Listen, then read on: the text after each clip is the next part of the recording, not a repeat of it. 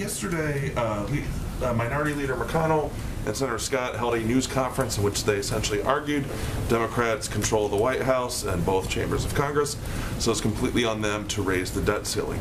Do you have any response to that? And does a debt ceiling fight, does that complicate the president's ability to get his agenda passed and deal with some of these other crises he's handling? Well, let's just take a step back here. So these same Republicans, including former Leader McConnell, no longer leader, including Senator McConnell, who felt during the Trump administration that we could absolutely not risk defaulting. That would be devastating to our economy. I can provide you the quotes. I have the receipts.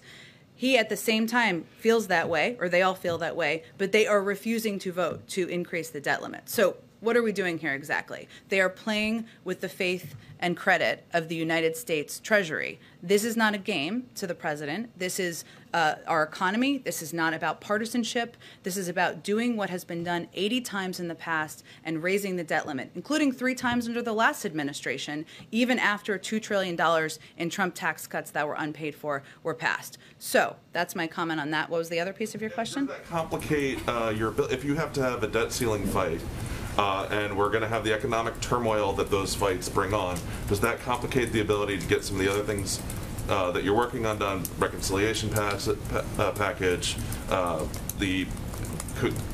dealing with COVID-19, dealing with border, all of these things? Sure.